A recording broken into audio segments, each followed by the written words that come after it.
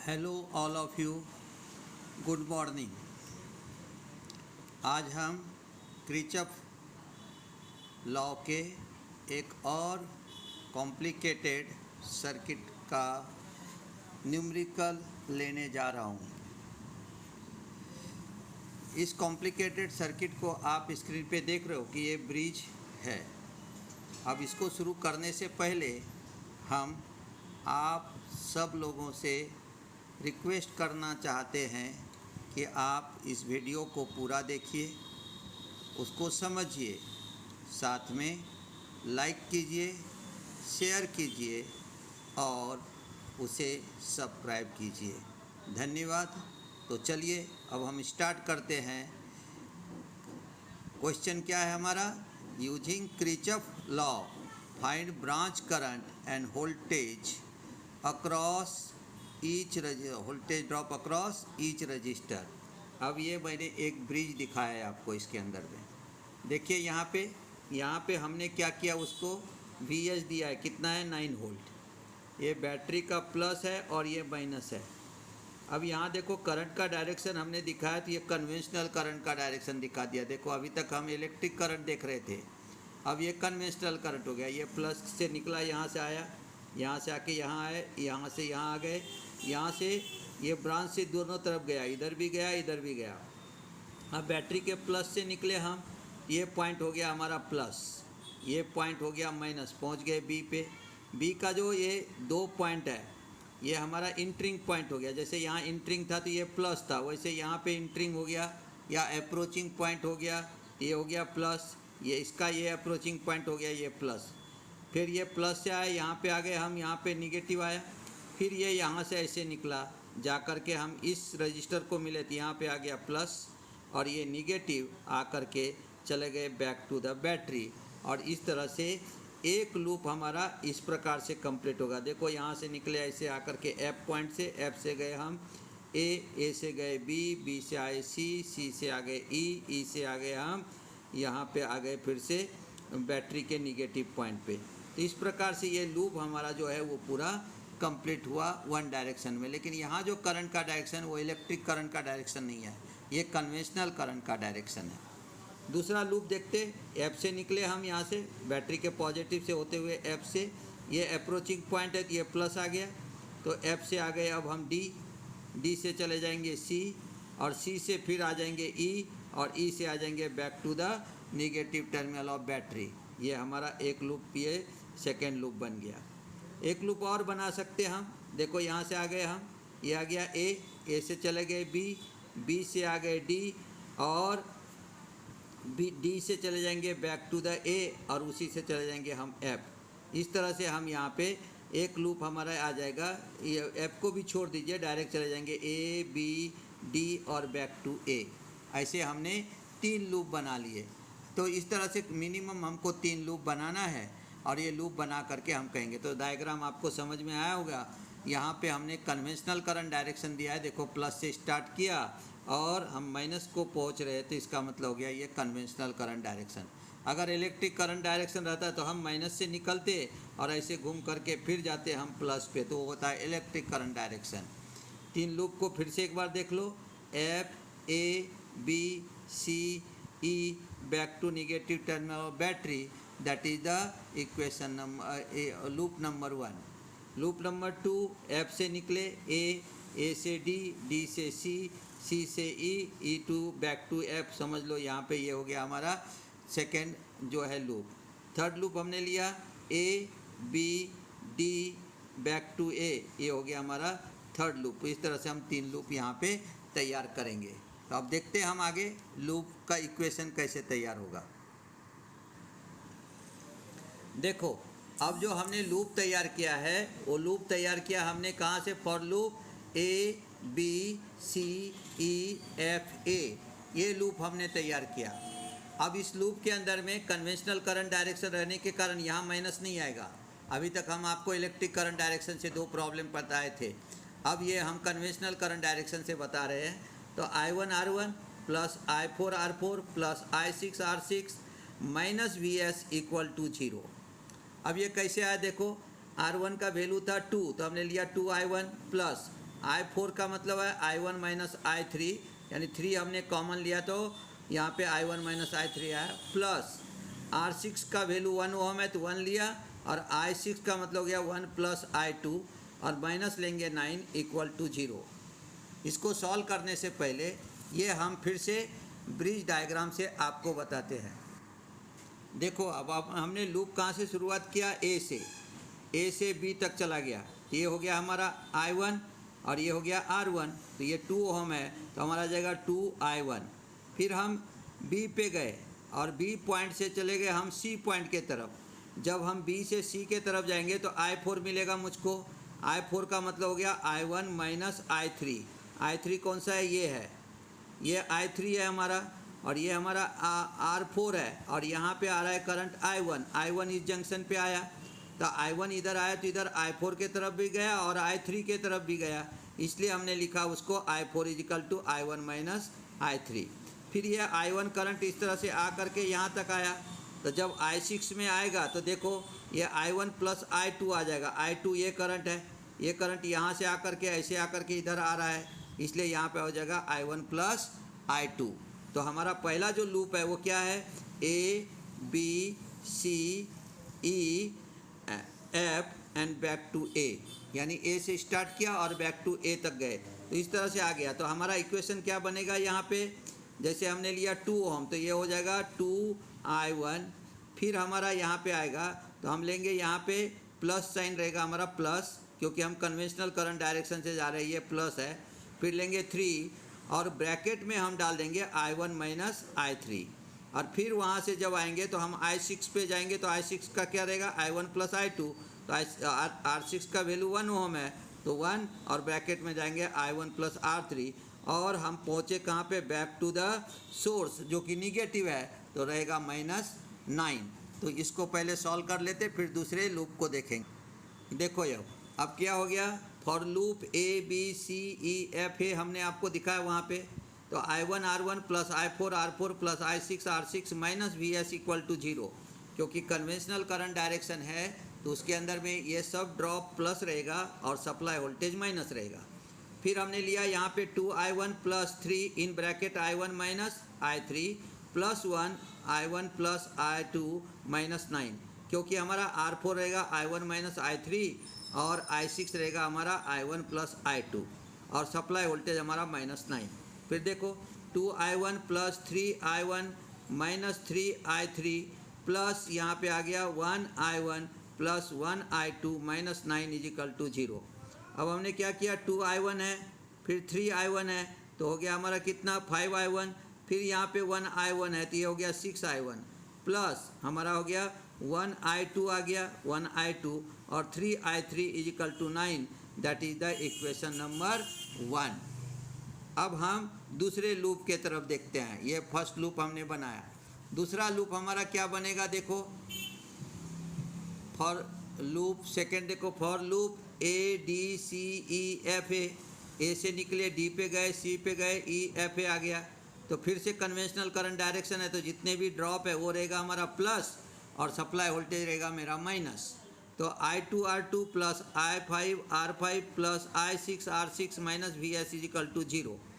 तो I2 R2 plus R5 और ये लेंगे I2 प्लस I3 आ जाएगा हमारा वहाँ पे, प्लस R6 का 1 plus I1 plus I2 minus 9 is equal to 0।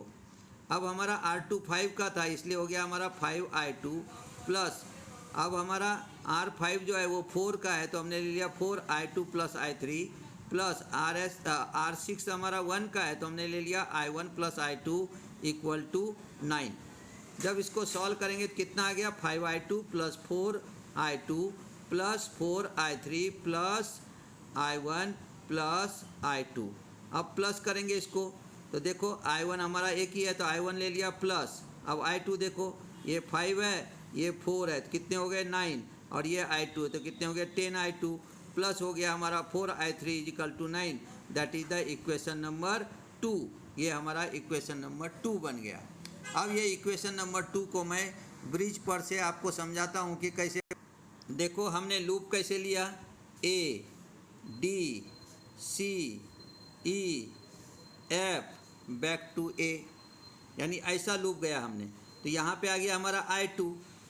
अब जो I5 है वो क्या रहेगा, I2 प्लस I3, ये I2 आया और इधर से I3 भी आ रहा है, दोनों आ गया, इसलिए हो गया हमारा I5 का मतलब I2 प्लस I3।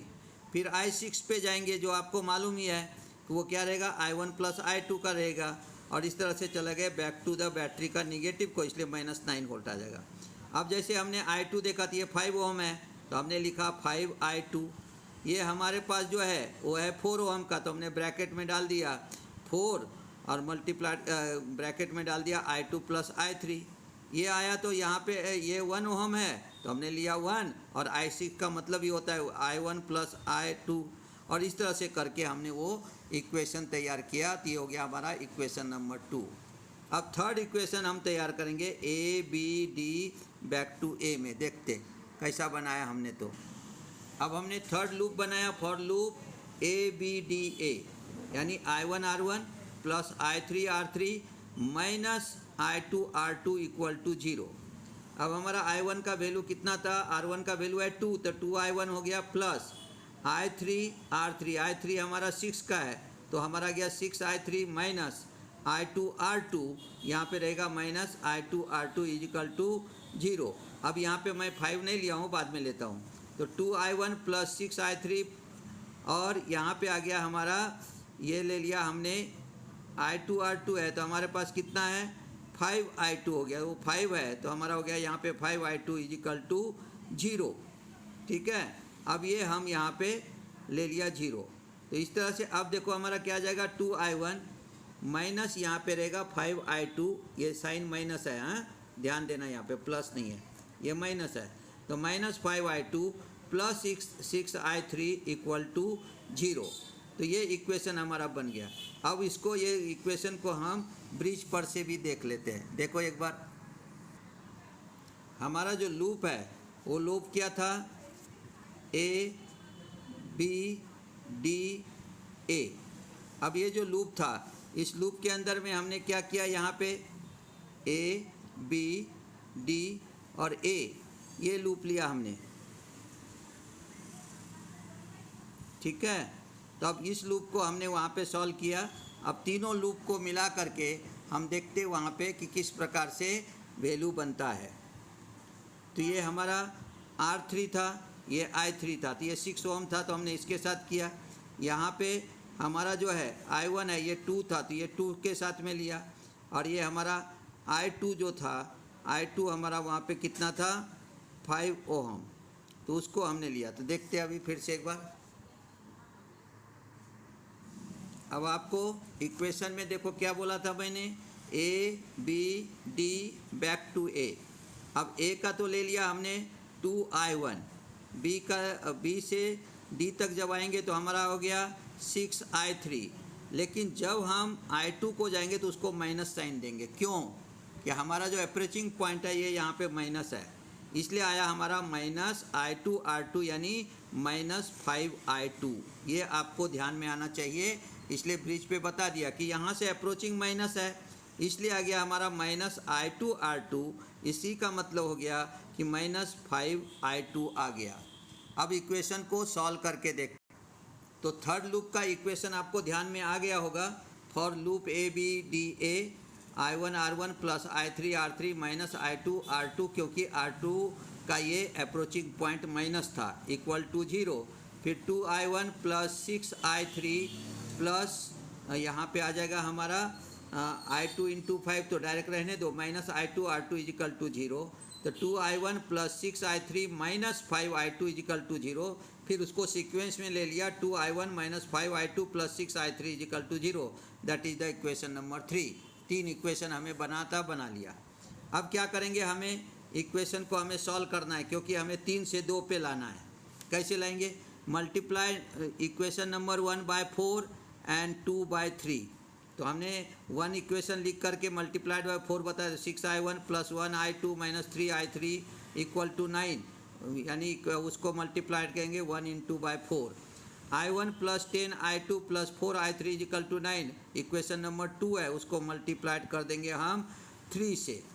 अब मल्टीप्लाइड किया equation number 1 by 4 and equation number 2 by 3। अब देखो क्या आया हमारा 24I1 plus 4I2 minus 12I3 is equal to 36, जिसको हमने नाम दे दिया इक्वेशन नंबर 3। और 3I1 plus 30I2 plus 12I3 equal to 27। 9 वहाँ पे लिया हमने, 3 से किया तो 9 3 जा 27, और यहाँ पे 4 से किया था इसलिए 9 4 जा 36। ये हो गया equation number 4। Addition equation 3 and 4, उसको ऐड करना है हमें। तो अब ये देखो ये माइनस है और ये प्लस है तो ये कैंसिल हो गया। अब ये दो बचे हमारे पास, तो हमने ले लिया 24 और ये 3, तो हमारा आ गया 27I1 प्लस ये 4I2 है, ये 30I2, ये हो गया 34I2 equal to 63। That is the equation number, हमने उसको नाम दे दिया 5। अब हम नेक्स्ट दो को देखेंगे कैसे सॉल्व करना है। तो जैसे हमने 9 लिया, I1 plus 10I2 plus 4I3 is equal to 9। That is the equation number. हमारा कौन सा था वो 2 नंबर लिया, मैंने 2 नंबर का इक्वेशन ले लिया। उसको मल्टीप्लाइड कर देंगे 6 से, और फिर हमने 2I1 minus 5I2 plus 6I3 equal to 0, ये 3rd नंबर का इक्वेशन हमने बनाया था, वो ले लिया और उसको मल्टीप्लाइड कर देंगे हम 4 से। Multiplying equation 2/6 and 3/4। अब इसको मल्टीप्लाइड किया हमने, देखो यहाँ पे, तो आपको पॉइंट क्लियर हो जाएगा। मल्टीप्लाइड किया तो ये कितना आ गया 6I1 plus 60I2 plus 24I3 is equal to 54। दूसरे को हमने मल्टीप्लाइड किया 4 से, तो ये कितना आ गया, यहाँ पे आ गया 8I1 माइनस आ गया हमारा 5 4 जा यानी 20I2, और प्लस आ गया हमारा यहाँ पे क्या, तो ये आ गया हमारा 24I3 इक्वल टू 0। अब देखो कैसा होगा यहाँ पे देखना। अब ये हमारा जो साइन है वो चेंज करेंगे, ये हो गया माइनस, ये हो गया प्लस, और ये हो गया हमारा माइनस। ये माइनस नहीं है, इसको माइनस नहीं समझना, ये हो गया हमारा माइनस। अब क्या हो गया, ये प्लस है और ये माइनस बनाया हमने, क्योंकि ऐड हम यहाँ पे सब्ट्रैक्ट कर रहे हैं। सब्ट्रैक्टिंग इक्वेशन 6 एंड 7, 6 एंड 7 को हम सब्ट्रैक्ट कर रहे हैं, ये दोनों कैंसिल हो गए हमारे, ये कैंसिल हो गए। तब यहाँ पे ये 60 है और वो भी प्लस है, ये भी प्लस है, तो 60 प्लस 20 कितना आ गया 80I2 इज इक्वल टू 54। और ये 6I1 है और ये माइनस हो गया हमारा 8I1, तो ये आ गया माइनस 2I1। और इसलिए हमारा क्या हो गया यहाँ पे कि 2I1 और ये 82 54 हमने 2 से डिवाइड कर दिया था। I1 minus 40I2 is equal to minus 27 आ गया, जिसको हमने इक्वेशन नंबर 8 दिया। अब हम क्या करेंगे, एक और इक्वेशन बना लेते हैं। देखो यहाँ पे 27 जो था हमारा 27I1 और 34I2 इज इक्वल टू 63, ये जो इक्वेशन था हमारा, उसको हमने इक्वेशन नंबर 5 बोले थे, जिसको मल्टीप्लाइड कर दिया 1 से।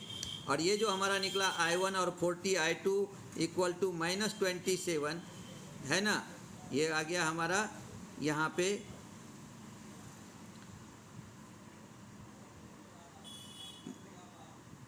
माइनस 27 इक्वल टू यहाँ पे ले लिया 8 इंटू 27। ये करेंगे हम, ये माइनस कैसे आया ध्यान में रखना, क्योंकि हमने I1 का जो माइनस था उसको हमने रिमूव कर दिया है, तो ये हमारा आ गया यहाँ पे इस प्रकार से। कितना आ जाएगा, I1 minus 40I2 equal to minus 27। अब इसको हमने 1 से मल्टीप्लाइड कर दिया और इसको हम 27 से मल्टीप्लाइड करेंगे। अब आगे सॉल्व करके देखते क्या होता। अब देखो यहाँ पे, अब हमने लिया तो ये आ गया हमारा कितना, ये आ गया हमारा 27I1 plus 34I2 equal to 63। ये 1 से किया तो ये हो गया हमारा इक्वेशन नंबर 9 दे दिया हमने नाम।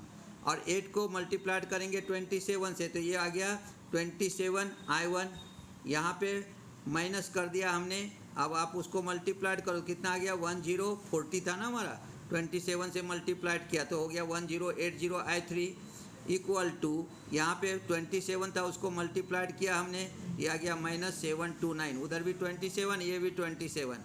अब हम यहाँ पे सब्ट्रैक्टिंग इक्वेशन 9 एंड 10, अब सब्ट्रैक्टिंग करेंगे तो ये माइनस साइन आ गया, ये प्लस आ गया और ये भी प्लस आ गया, ये दोनों हमारे कैंसिल हो गए माइनस, तो ये 34 है और ये 102, तो ये आ गया हमारा टोटल कितना, देखो 4 आ गया 111, यानी 114I2 इक्वल टू ये 63 है और ये 729 है, तो ये आ गया 792। देखो 9 और 3 2 आ गया, उसके बाद में जा कर के 6 और 2 8, और उसके बाद 1 रिमाइंडर था तो ये 9, और ये 7 का 7, तो हमारा आ गया 792। I2 जब निकालेंगे तो 792 डिवाइड बाई 114 किया, डिवीजन करोगे तो I2 इक्वल गया हमारा 0.711 एम्पियर।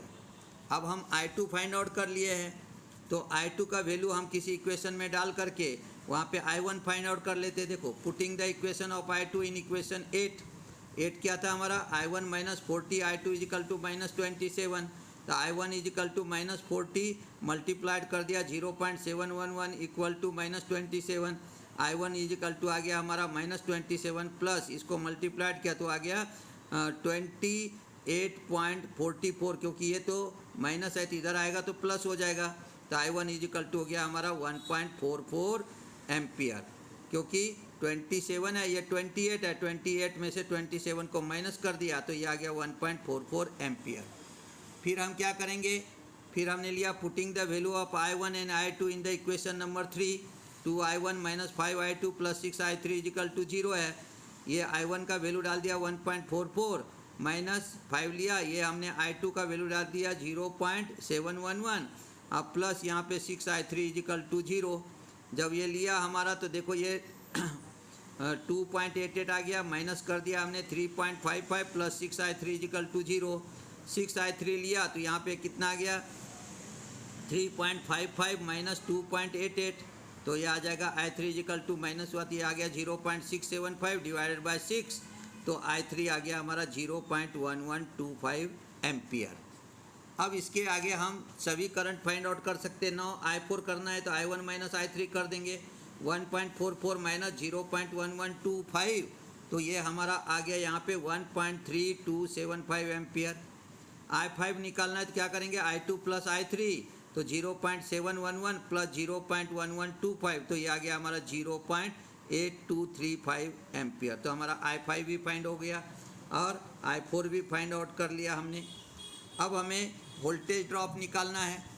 वोल्टेज ड्रॉप निकालोगे तो कैसे निकलेगा, VR1 के लिए I1 इंटू R1, तो 1.44 इंटू 2, तो यह आ गया 2.88 वोल्ट।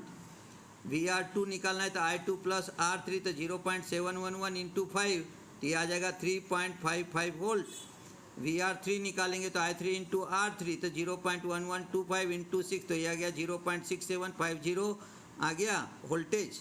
फिर हम VR4 निकालेंगे, I4 इंटू R4, तो 1.3275 इंटू 3 कर देंगे, तो ये आ गया हमारा 3.98225 वोल्ट, है ना।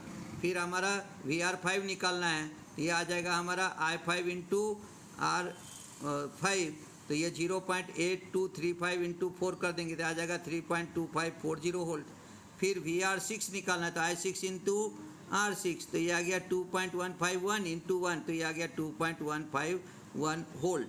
इस प्रकार से हम यहाँ पे क्या करते हैं कि यहाँ पे हम सभी वोल्टेज जो है वो वोल्टेज ड्रॉप निकाल लिए, किसी भी इक्वेशन में डाल के, जैसे हमने आपको पढ़ाया है आप उसको वेरीफाई कर सकते हो।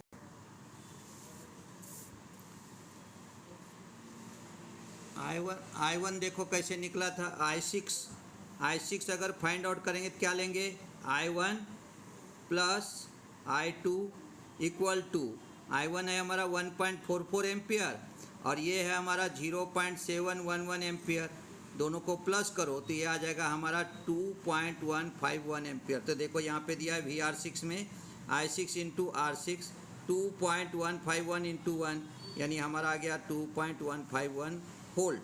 और इस प्रकार से हम उसके पूरे वोल्टेज ड्रॉप फाइंड आउट कर सकते हैं। इतना बड़ा कॉम्प्लिकेटेड सर्किट जो है उसको हम किरचॉफ ऑफ वोल्टेज लॉ से फाइंड आउट कर सकते हैं। तो आज के लिए इतना ही। अगर आपको ये वीडियो पसंद आए तो आप इसको लाइक कीजिए, शेयर कीजिए और सब्सक्राइब कीजिए। कल हम सुपरपोजिशन थ्योरम के साथ आपसे मिलेंगे। धन्यवाद।